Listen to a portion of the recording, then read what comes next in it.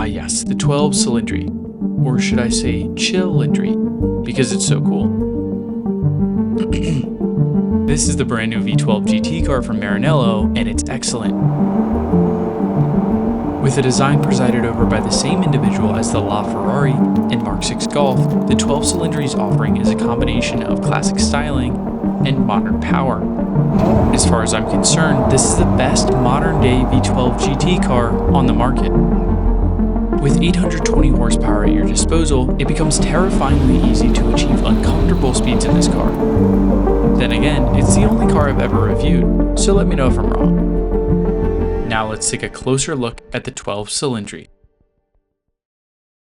Okay, so I want to keep this really short. I want to just get right into the driving, the action stuff. I don't really find any of the other specs that I could tell you to be particularly exciting. So I want to show you some of the highlights of the design, some of the basic stuff, and then we'll just get right out there. This is an amazing car. I mean, from every angle, this is just extraordinary. Okay, basic stuff. This is the continuation of the front engine V12 platform that Ferrari offers. All these cars have been naturally aspirated in the past, and this is no different. A lot of people believe that the 812 was the last Ferrari that was gonna have the NA V12, but this continues it. This is an extraordinary design that pays homage to the Daytona, which was the original car in that V12 front engine lineup, and they do it justice by having this Daytona style brow, which has this black insert in the front. I don't believe that this is an option that you can change when you spec it out. Massive, massive wheels with 315, 35s. I mean, these are just incredibly big. The car itself is larger.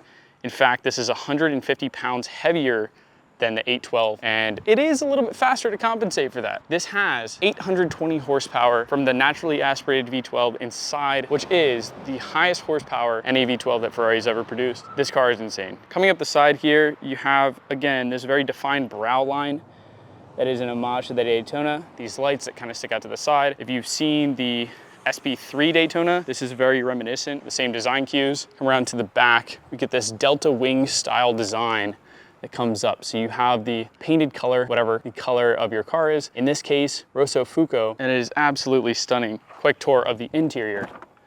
You have this very striking blue leather. And now a lot of people would see this and go, well, why'd you do that? Why'd you do that option? And the owner, Rick, explained it to me very succinctly. You know, he said, I like older cars. I wanted a car that kind of paid homage to those Ferraris from the 60s.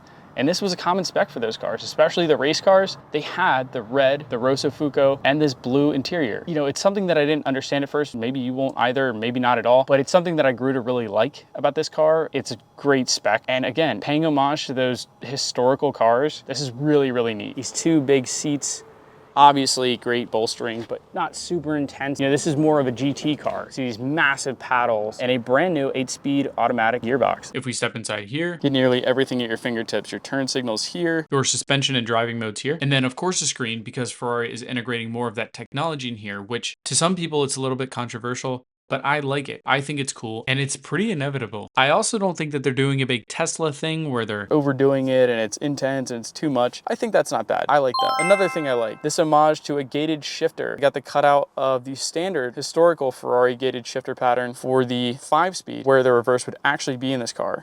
It's glorious. Moving over to the passenger side, they have a screen, and then when this is on and you're driving, you get a readout of how fast you're going. The speedo and the tachometer will show up here for the passenger's entertainment.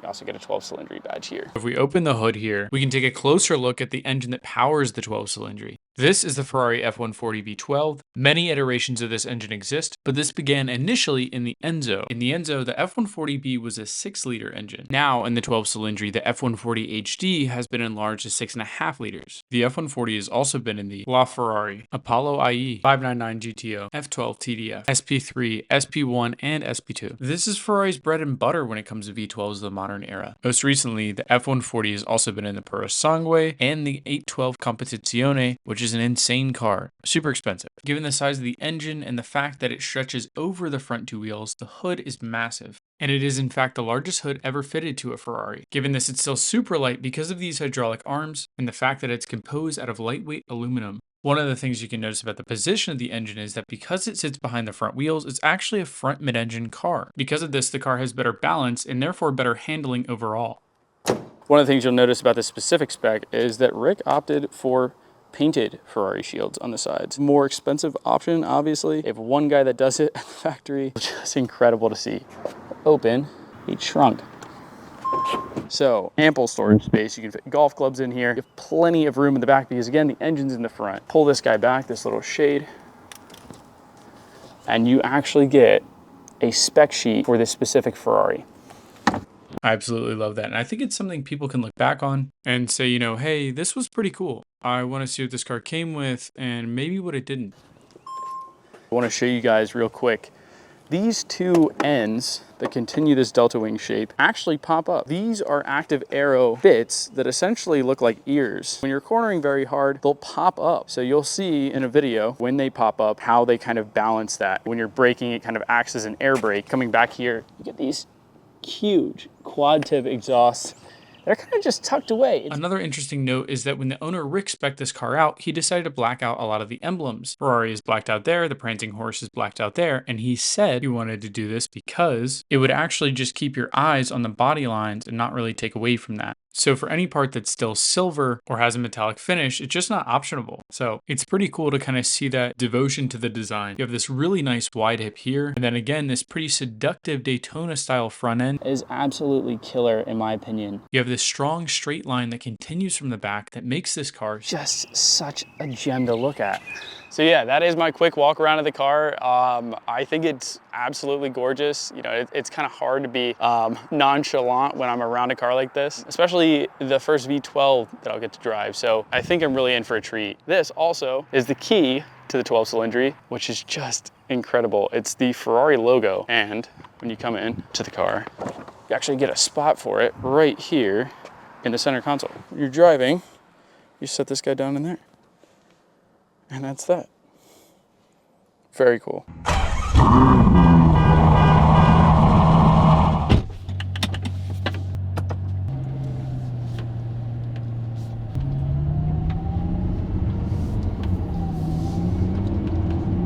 so planted.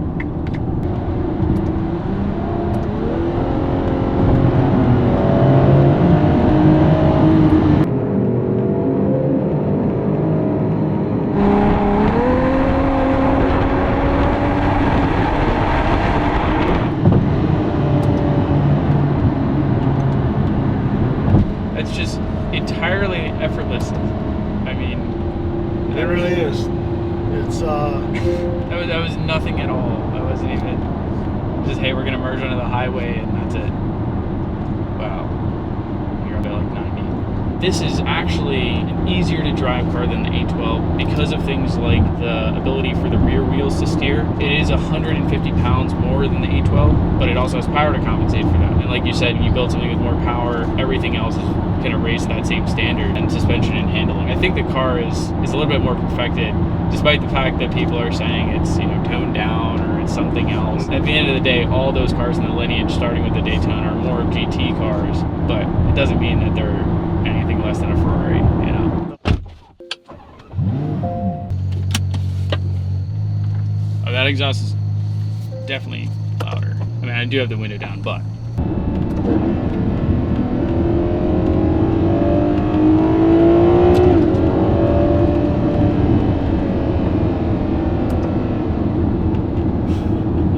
totally different car when you're cruising in sport. oh yeah, versus just kind of leaning into it a little bit. It opens up.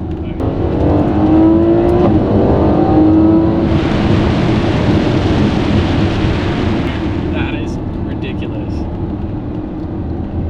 Wow. oh there's a nice sunset. Oh, that's nice. That's effortless too. And then you just sense the power that's in reserve. Just know this could, that is actually almost more impressive. Is I've only put my my foot a third down on the whole throttle. Yeah. And we're moving so fast already. You know, that's just tremendous.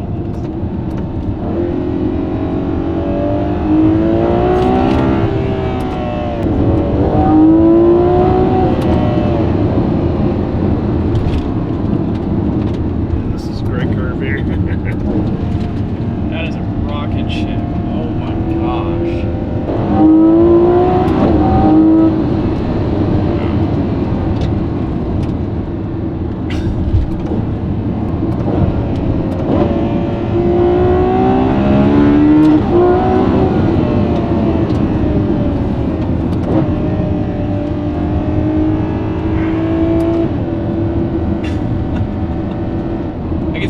put this out on track. It's like, Yeah. it wants to just tear you apart. I don't feel like the 296 was really close to how raw this is, even though they're almost identical power figures. I mean, kind of have to lean into the 296 and the turbos will spool. I mean, it's all very quick too, but this is like, and it's shouting at you. Totally different experience. Isn't it? Let's see, kind of with the windows down here.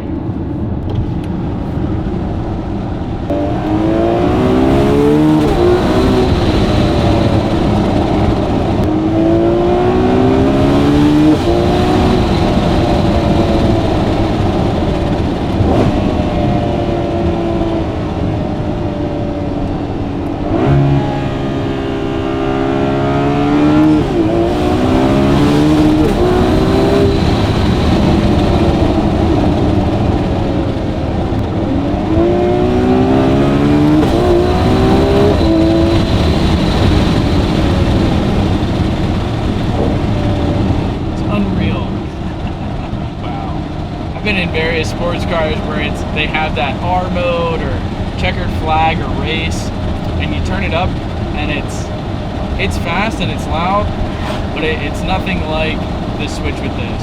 Now, it's probably the third time I said it's totally different, but this isn't race. It's like those shifts are so hard. I got to drive the 430 Scuderia. Those shifts, hit you like right in the back. That's hard. And it's not that, but it's way closer to that than I thought, this car would possess. But I love this. This is just really great.